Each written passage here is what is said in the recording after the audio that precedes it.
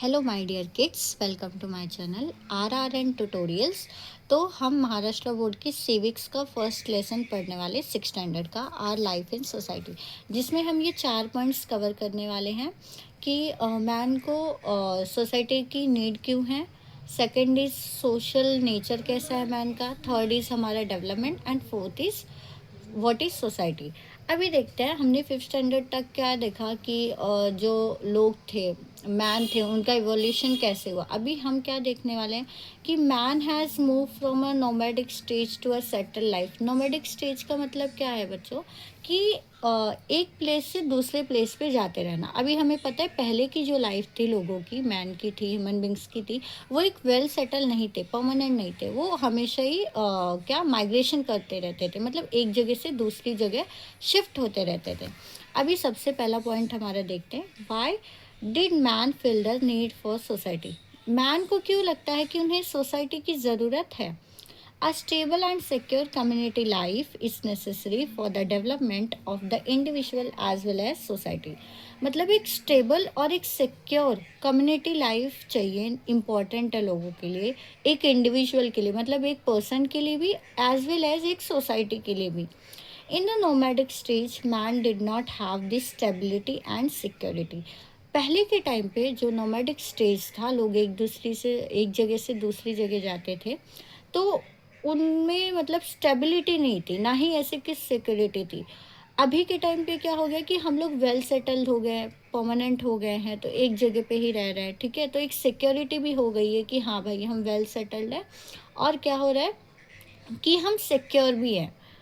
When man realized that living in a group provides security, people came together to develop an organized way of life। जब लोगों को ये realise हुआ, ऐसा महसूस हुआ कि ग्रुप में रहना हमारे लिए क्या है, सेफ है, सिक्योर है, तो उन्होंने क्या किया कि साथ में आए, एक कम्युनिटी फॉर्म की, और उसके बाद एक ऑर्गेनाइज्ड वे में रहने लगे।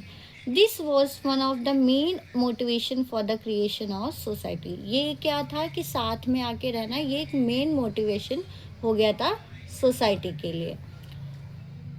Living in society man felt the need for rules to help with the smooth functioning day to day matters. अभी सोसाइटी में तो रहने लगे, तो उन्हें क्या लग रहा था कि रूल्स भी चाहिए, ठीक है। ऑब्वियसली सीधी सी बात है, अगर हम रह रहे हैं डे टू डे लाइफ में, तो ऐसे ही तो नहीं रहने लग जाएंगे ना। हमारे पूरे एक दिन में कुछ तो रूल्स और रेगुलेशंस होते हैं।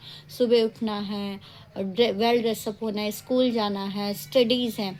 तो सेम वे में हमारी लाइफ के जो रूल्स है, उसमें कुछ रूल्स होंगे, तभी हम आगे बढ़ पाएंगे, हमारा ग्रोथ होगा।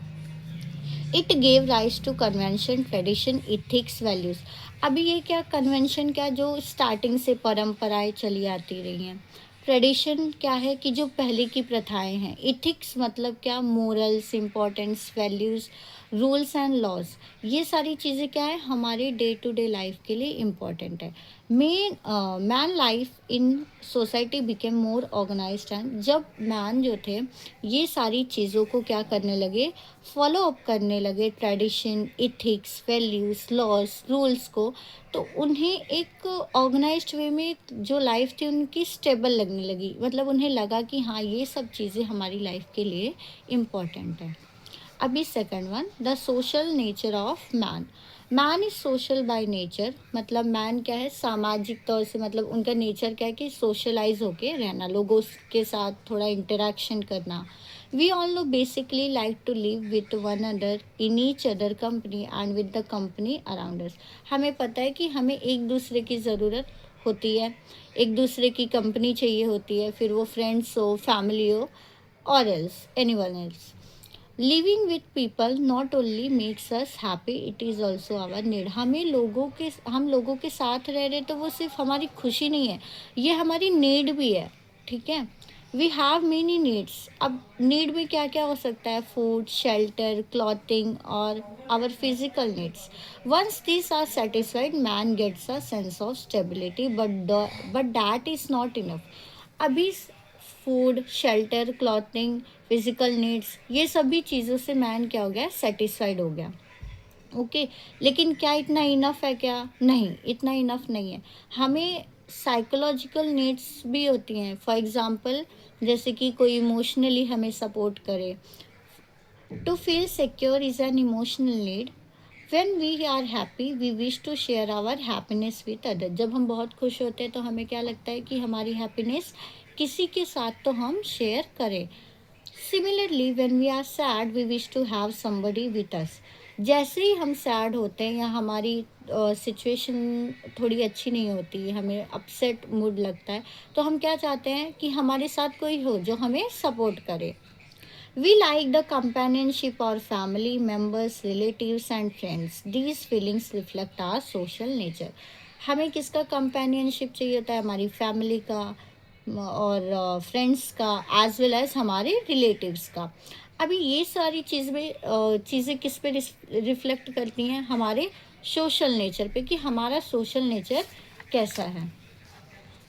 You know that food, cloth, shelter, education and health are our basic need. हमें पता है फूड, क्लॉथ, शेल्टर ये सब हमारी बेसिक नीड है जो हमें डे टू डे लाइफ में चाहिए ही होती हैं। Due to the labour and skill of people in the society a variety of articles produce. अभी इसका मतलब क्या है कि फॉर एग्जाम्पल किसी एक लेबर है, उसने क्या किया कि उसे मोबाइल बनाना है। ओके, अभी स्किल्स, अब ले वो तो मोबाइल बनाएगा लेकिन दूसरा पर्सन क्या करेगा कि वो बताएगा उसमें क्या क्या चीज़ें होना चाहिए। तो जब ये दोनों चीज़ें मिल रही हैं तो क्या हो रहा है कि एक सोसाइटी एक बेटरमेंट की तरफ जा रही है और बहुत अलग अलग वैरायटी ऑफ आर्टिकल्स भी प्रोड्यूस्ड हुए हैं। Education and health related services and facilities allowed to us live with the dignity. Education, health related जैसे कि एजुकेशन अभी हम ले रहे हैं, ठीक है, as well as health related facilities या सर्विसेज मतलब हॉस्पिटल्स हमारे लिए प्रोवाइडेड है। तो ये क्या है कि हम एक ऑनर के साथ, एक सम्मान के साथ रह पा रहे हैं, ठीक है, क्योंकि हमारे लिए सभी चीज़ें अवेलेबल हैं। All this is made available in the society. ये सारी चीज़ें कहाँ पे अवेलेबल हैं? सोसाइटी में अवेलेबल की गई हैं। A variety of industries and occupation help to fulfil our need.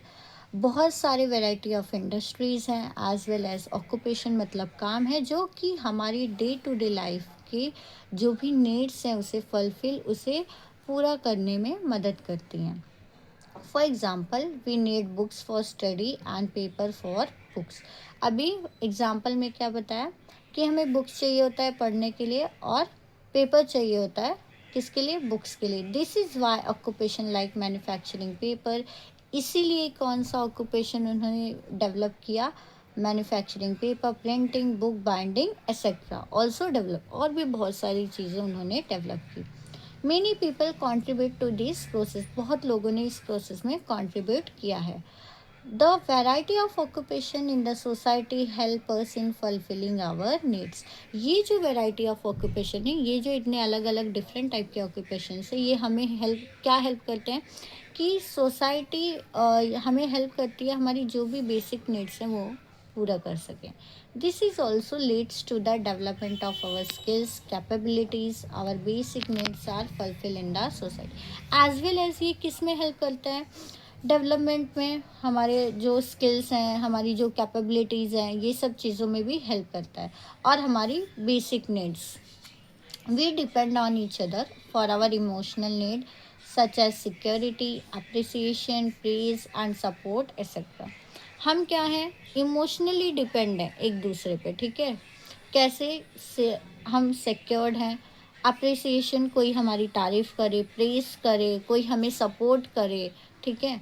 दस our life in society is inter independent. इसका मतलब क्या? इंटरडिपेंडेंट, कि हमारी जो लाइफ है सोसाइटी में वो इंटरडिपेंडेंट है। एक दूसरे के ऊपर हम लोग क्या हैं? डिपेंड हैं। फॉर किस चीज़ के लिए? हमारी इमोशनल सपोर्ट के लिए। हमेशा हम चाहते हैं कि कोई भी चीज़ हो, जैसे कि हम पहले हमने एग्जांपल देखा कि हम सैड हो गए, हैप्पी हो गए, तो हमें वहाँ पे कोई ना कोई चाहिए होता है, फैमिली मेम्बर हो या फ्रेंड्स हो या रिलेटिव्स हो।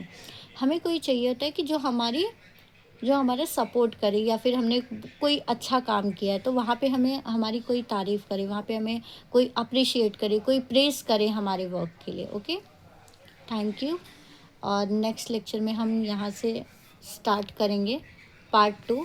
फ़िलहाल के लिए अभी इतना पार्ट 1।